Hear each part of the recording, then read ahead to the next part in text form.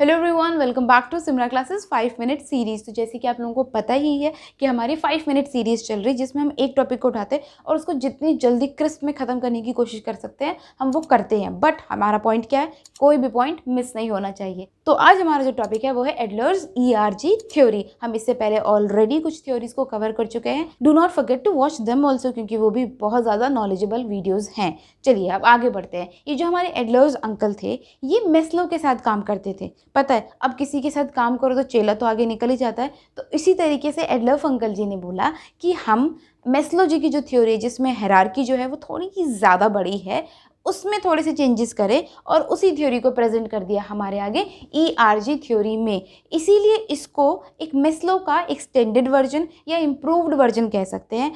क्योंकि improved version सिर्फ एक रीजन से कहा जाता है, याद रखिएगा, क्योंकि इसने हमें एक स्टार्विंग आर्टिस्ट की एक्सप्लेनेशन प्रोवाइड करी है और जो हमें मेस्लो में नहीं मिली थी। क्योंकि मेस्लो क्या कहता था कि हायरार्की जो है ना वो रिजिड है, वो ऐसे फॉलो होगी ही होगी, 1 के बाद 2 ही आएगा, 3rd पे जा ही नहीं सकता इंसान। और वो जो इंसान आर्टिस्ट है उसको तो सबसे पहला एम जो है वो सेल्फ एक्चुअलाइजेशन ही होता है ना, या तो सोशल एस्टीम नीड होंगे, यही होंगे ना, तो वो तो बेसिक नीड पे गया ही नहीं। तो ये वाली जो थ्योरी थी या फिर ये वाला जो फंडा था स्टार्विंग आर्टिस्ट वाला, ये मेस्लो ने नहीं बताया। और ये किसने बताया? एडलर्स अंकल ने बताया। अब वो कैसे बताया अभी देखते हैं। बट हमें 2 चीज़ें मिल गई कि ये एक इम्प्रूव्ड वर्जन है मेस्लो जी का। उसके बाद क्यों है ये इम्प्रूव्ड वर्जन? क्योंकि उन्होंने ये स्टार्विंग आर्टिस्ट वाली थ्योरी को एक्सप्लेन कर दिया है कि एक्चुअली ये फंडा था क्या। नाउ अब हमें एक फ्रस्ट्रेशन रिग्रेशन प्रिंसिपल है जो इसमें क्लियर करना है, बट उसको हम 2 मिनट बाद करेंगे, क्योंकि उससे पहले हमें ये समझना ज़रूरी है कि ER और G एक्चुअली होते क्या हैं। तो E जो है ना, ये वर्ड आया है एग्जिस्टेंस के लिए, एग्जिस्टेंस, और हमने साइड में ये भी ड्रॉ कर लिया क्योंकि ये हमें बहुत हेल्प करेगा। देखिए, अब हमारे एडलर्स जी के अकॉर्डिंग एग्जिस्टेंस में वो चीज़ें आती थी जो हमारे मेस्लो जी के अकॉर्डिंग ये दोनों होती थी। इसका मतलब जो बेसिक नीड थी, psychological needs and safety need, उसको उन्होंने क्या बोला, वो एग्जिस्टेंस में लेकर आएंगे। क्योंकि इससे क्या हो रहा था, एक इंसान अपने एग्जिस्टेंस के लिए तो ये सब करता है ना, तो इसीलिए उसने उन सब दोनों को मर्ज करके एग्जिस्टेंस में डाल दिया। यहाँ पे अगर हमारी जॉब होगी और हमारे पास घर होगा, तभी तो हम एक लेवल से बोल सकते हैं ना कि I exist in this world, है ना। इसीलिए इन दोनों को मिला के उसने किस में डाल दिया, एग्जिस्टेंस में डाल दिया। तो यहाँ पे आ गया था मेस्लो का फर्स्ट एंड सेकेंड वाला।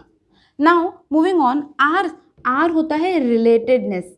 रिलेटेडनेस का मतलब है कि हम किसी चीज़ से जुड़ा हुआ महसूस करना चाहते हैं। जुड़ा हुआ महसूस हम फैमिली से करते हैं, दोस्तों से करते हैं, है ना।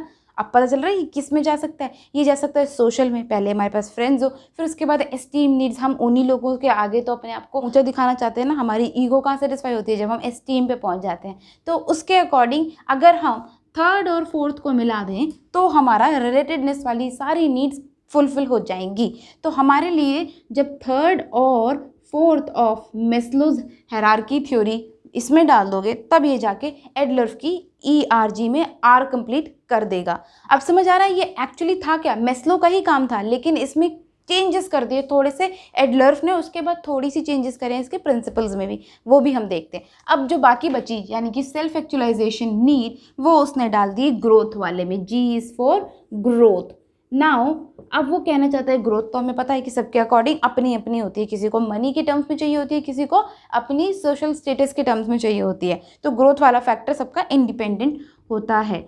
अब हमारे जो एडलर्स जो हैं वो कहते हैं कि अकॉर्डिंग टू मेस्लो ये जो नीड्स हैं वो रिजिड हैं, कि एक के बाद ही दूसरी सेटिस्फाई होगी। लेकिन एडलर्स ने ऐसा बोला कि नहीं, ऐसी कोई ज़रूरी नहीं है कि अगर तुम एक सेटिस्फाई करोगे तभी दूसरे पे जा सकते हो। नहीं नहीं नहीं नहीं, अगर तुम्हारी पहली यानी कि एग्जिस्टेंस वाली नीड जो है वो अनसेटिस्फाइड है तो तुम दूसरे की तरफ जा सकते हो, मूव कर सकते हो। ये कोई रिजिड नहीं है जिसको आपको फॉलो करना ही पड़ेगा, जो कि हमारे मेस्लो जी ने क्या कहा था, नहीं भाई रिजिड है, 1 के बाद 2 ही आएगा, 3 आ ही नहीं सकता। ठीक है, इसी तरीके से स्टार्विंग आर्टिस्ट वाली कैटेगरी को फॉलो नहीं कर पा रहा था, क्योंकि स्टार्विंग आर्टिस्ट का मतलब क्या है, जो सक्सेस का भूखा है। तो सक्सेस के भूखे इंसान को नहीं चाहिए साइकोलॉजिकल नीड्स, नहीं चाहिए सेफ्टी नीड्स, उसको क्या चाहिए, सेल्फ एक्चुअलाइजेशन नीड, उसको क्या चाहिए, एस्टीम नीड्स। तो एक्चुअली अब वो क्या करे, फर्स्ट सेकंड थर्ड को कहाँ देखे, नहीं देख सकता, इसीलिए वो डायरेक्ट जा रहा था 4th और 5th, और यहीं हमारे मेस्लो अंकल पीछे रह गए। ठीक है, अब हम देखते हैं स्टार्विंग आर्टिस्ट वाली कैटेगरीज को इसने कर दिया, क्योंकि ये नहीं कहता कि इनके बीच में कोई रिलेशनशिप है, कि 1 2 3 में किसी को नहीं डाला उसने। ठीक है, कोई सी भी पहले सेटिस्फाई हो सकती है, कोई सी भी पहले अनसेटिस्फाइड रह सकती है। सो जो बेसिक 3 डिफरेंस मिल गए हमें मेस्लो और ERG में कि रिजिडनेस है नहीं, कोई सी भी सेटिस्फेक्शन के लेवल पे कहीं पे भी जा सकती है, रिजिडनेस नहीं है तो अनसेटिस्फाइड नीड को रखकर वो सेटिस्फेक्शन दूसरे नीड की तरफ ढूंढ सकता है। मतलब ज़रूरी नहीं है कि अगर उसको एग्जिस्टेंस वाला नहीं मिला तो वो रिलेटेडनेस या ग्रोथ पे ध्यान देगा ही नहीं। ठीक है, तो रिजिडनेस नहीं है और उसके बाद कोई ओवरलैपिंग नहीं है। एंड थर्ड कि ये एक स्टार्विंग आर्टिस्ट की चीज़ को भी मतलब थ्योरी को भी फुलफिल करता है। Now we are going on frustration regression principle. अभी जब हमने बात करी ना कि वो ज़रूरी नहीं है एग्जिस्टेंस वाली नीड को लेकर ही जाएगा तभी ग्रोथ मिल सकती है, नहीं, अगर ये अनसेटिस्फाइड है, नहीं मिली, तो भी वो ग्रोथ की तरफ जो ध्यान दे रहा है तो वो ध्यान देगा। और अगर ग्रोथ मिलने के बाद वो पीछे भी जा सकता है, जैसे कि हम मिसलो में नहीं जा सकते थे कि रिवर्स ऑर्डर नहीं था, पर यहाँ पे एक रिवर्स ऑर्डर मिल सकता है और उसी रिवर्स ऑर्डर को उसने बोला है फ्रस्ट्रेशन रिग्रेशन प्रिंसिपल। क्यों फ्रस्ट्रेशन? कि सपोज ग्रोथ के लिए काम करते करते थक गया बेचारा और नहीं मिली ग्रोथ, तो क्या वो अपनी एग्जिस्टेंस वाली नीड को भी छोड़ देगा? नहीं नहीं, वो फ्रस्ट्रेट होकर आ ही जाएगा, नीचे ही आ जाए चाहे, लेकिन आएगा। इसी चीज़ को उसने बोला है फ्रस्ट्रेशन रिग्रेशन प्रिंसिपल।